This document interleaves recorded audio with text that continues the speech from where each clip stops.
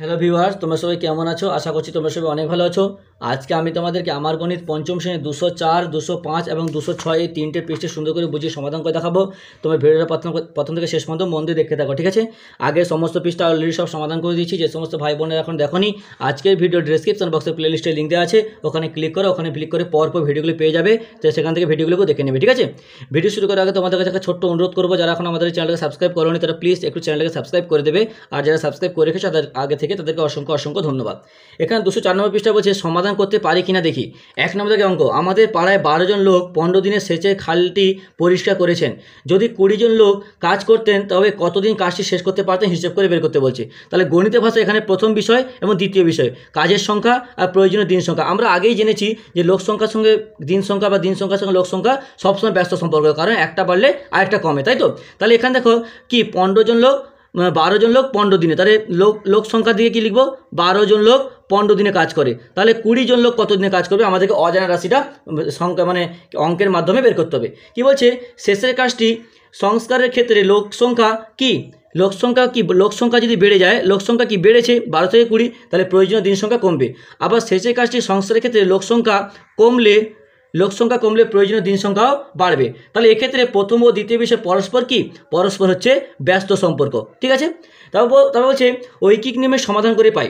বলছে সেচের কাজটি সংস্কারের ক্ষেত্রে ড্যাশ জন লোকের ড্যাশ দিন সময় লাগে। তাহলে এখানে কি 12 জন লোকের 15 দিন সময় লাগে। তাহলে 12 জন লোকের 15 দিন সময় লাগে। তাহলে একজন লোকের কত দিন লাগবে?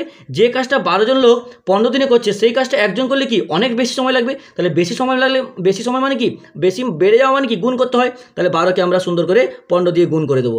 তারপর এখানে কত ছিল? 20। তাহলে 20 জন লোক, তাহলে 12 জন লোক একজন লোক যে কাজটা করছে বেশি দিন, তাহলে 20 জন লোকে আরও কম সময় লাগবে। আর কম সময় মানে কি ভাগ। তাহলে আগে যেটা কন্ডিশন ছিল 12 গুণ 15, তার সঙ্গে আমরা 20কে দিয়ে সুন্দর করে ভাগ করে দেবো। তারপর দেখে এখানে ভাগ করে দিচ্ছি। তাহলে 12কে ভাঙবো, 12কে ভাঙলে কত হয়? 4 3 12, ঠিক আছে? তাহলে আবার 4কে ভাঙলে কত হয়? 2 গুণ 2, তাহলে 2 গুণ 2, 2 2 গুণে 4, 4 3 12। আর 15কে ভাঙলে কত হয়? 5 গুণ 3।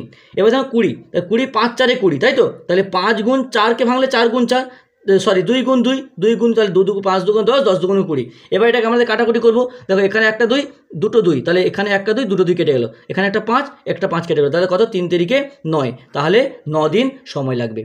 বুঝতে পেরেছ? চলো নেক্সট পেজ 205 নম্বর পেজটা দেখে নিই কী বলেছে। বলছে বিপরীত সম্পর্কে ঐকিক নিয়মে প্রয়োগ করি। 1 নম্বর থেকে বলছে একটি ছাত্রাবাসে 30 জন ছাত্র মিলে তাদের জন্য 24 দিনের খাবার মজুদ ছিল, কিন্তু 6 জন নতুন ছাত্র ওই ছাত্রাবাসে থাকতে আসে। এখন ওই মজুদ খাবার তাদের সবার কতদিন চলবে ঐকিক নিয়মে হিসাব করে আমাদেরকে বের করতে বলছে। তাহলে দেখো 30 জনের জন্য যে খাবারটা মজুদ ছিল, ছাত্র সংখ্যা বেড়ে গেছে। তাহলে ছাত্র সংখ্যা বেড়ে গেছে মানে কি দিন সংখ্যা কমে যাবে, তাই তো? তাহলে এখানে কি ছিল? 30 জন ছাত্র ছিল, তাদের জন্য 24 দিনের খাবার মজুদ ছিল। তাহলে 30 জন ছাত্রের কতদিন ছিল? 24 দিনের খাবার মজুদ ছিল। কিন্তু 6 জন নতুন ছাত্র ওই ছাত্রাবাসে থাকতে আসে। তার 6 জন আবার এসেছে, মানে 30 যোগ 6 মানে 36 জন। এখন কতজন? 36 জন। তাই 36 জনের কতদিন চলবে আমাদেরকে হিসাব করে বের করতে বলছে। তাহলে ছাত্র সংখ্যা বাড়লে নির্দিষ্ট মজুদ খাবারের চলার দিন সংখ্যা কি অবশ্যই কমবে, কারণ কি আমাদের খাবারের পরিমাণ তো একই, ছাত্র সংখ্যা বেড়ে যাচ্ছে মানে দিন সংখ্যা তো কমেই যাবে। তাহলে ছাত্র সংখ্যা কমলে নির্দিষ্ট খাবারের মজুদ সংখ্যা চলবে, দিন সংখ্যা কি বাড়বে। একটা বাড়লে একটা কমবে, একটা কমলে অপরটা বাড়বে। এখানে কমেছে তাই এখানে বাড়বে। তাহলে ছাত্র সংখ্যা কমলে নির্দিষ্ট খাবারের চলার মানে মজুদ খাবার সংখ্যা কি বেড়ে যাবে। তাহলে দুটি বিষয় পরস্পর কি ব্যস্ত সম্পর্ক, ঠিক আছে? এবার বলছে ঐকিক নিয়মের সমাধান করে পাই। তাহলে 30 জন ছাত্রের মজুদ খাদ্য 24 দিন চলবে। তাহলে একজন কত? একজন মানে কি বেশি দিন, আর বেশি মানে কি গুণ। তাহলে এখানে গুণ হয়েছে। আবার 36 জন আবার কি মানে কমে যাবে, কমে গেলে ভাগ। তাহলে আগের কন্ডিশন থেকে 36কে আমরা ভাগ করে দিলাম। ভাগ করে এখানে 24কে ভেঙেছে, 30কে ভেঙে কাটাকুটি করে 20 দিন বের করেছে, ঠিক আছে? এবার দেখো 206 নম্বর পৃষ্ঠায় কী বলেছে। বলছে মুর্শিদ বাসে চেপে মামার বাড়ি যাচ্ছে। বাসের গতিবেগ যদি ঘন্টায় 40 কিমি হয় তবে সে 3 ঘন্টায় পৌঁছয়, কিন্তু বাসটি ঘন্টায় 60 কিমি গতিবেগে আছে।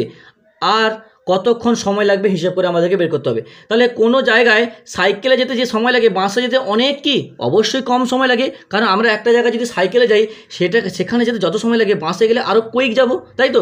তাহলে কারণ বাসের গতিবেগ সাইকেলের গতিবেগ কি বেশি না কম? অবশ্যই বেশি। কারণ কি বেশি মানে তাড়াতাড়ি যাচ্ছে মানে কি বাসের গতিবেগটা সাইকেলের থেকে অনেক বেশি।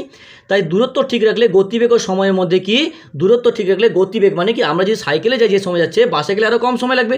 তাহলে কি এটা কি সবসময় এটা হলো ব্যস্ত সম্পর্ক।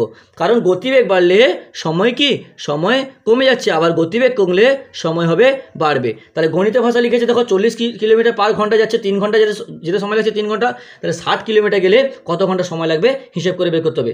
তাহলে 40 কিলোমিটার ঘন্টা গতিবেগে মামাবাড়ি যেতে সময় লাগে 3 ঘন্টা, তাহলে 1 কিলোমিটার গতিবেগ ঘন্টায় কত যেতে সময় লাগে, কি বেশি সময় লাগবে, তাহলে বেশি মানে গুণ করতে হবে। তাহলে 40কে আমরা সুন্দর করে 3 দিয়ে গুণ করে দেবো।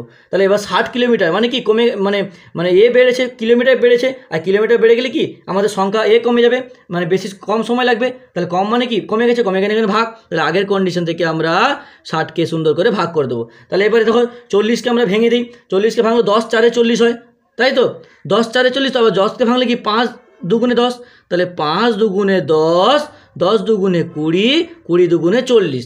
এবার বাকি 3 রইল 3। এবার 60কে ভাঙলে কি 30 দুগুণে 60, আবার 10কে ভাঙলে কি 10 3 30, আমাদের ভেঙে ভেঙে করতে হবে। আবার 10কে ভাঙলে কি 5 দুগুণে 10, তাহলে 5 দুগুণে 10, তাই তো আমরা কি করেছিলাম 5 দুগুণে 10, 10 3 30, 30 দুগুণে 60। এবার কাটাকুটি করি, 2 2, উপরে 2 2, এখানে একটা 3, এখানে একটা 3, এখানে একটা 5, এখানে একটা 5, তাহলে কত পড়লো 2 ঘন্টা। তাহলে মুর্শিদের মামার বাড়ি যেতে 2 ঘন্টা সময় লাগবে, অর্থাৎ তাড়াতাড়ি পৌঁছবে। তাই গতিবেগ বাড়ালে সময় কম লাগবে যদি দূরত্ব একই থাকে। তাহলে বুঝতে পেরেছো, এরকম করে কিন্তু আমাদেরকে অঙ্কগুলো করতে হবে। এই অঙ্কটা ভালো করে বুঝবে, কারণ পরের পৃষ্ঠাতে আমাদেরকে ভাষার অঙ্ক দিয়েছে, সেখানে কিন্তু সমাধান করতে হবে। তাহলে আজকে এতটা থাক, পরের দিন পরের পৃষ্ঠা সমাধান হবে। ভিডিওটা একটা লাইক করে তোমার অন্যান্য বন্ধুদের মধ্যে কিন্তু অবশ্যই শেয়ার করে দিও প্লিজ, কারণ তোমাদের একটা লাইক কিন্তু আমাকে পরবর্তীকালে আরও ভালো ভিডিও, সুন্দর ভিডিও বানাতে উৎসাহিত করে তোলে।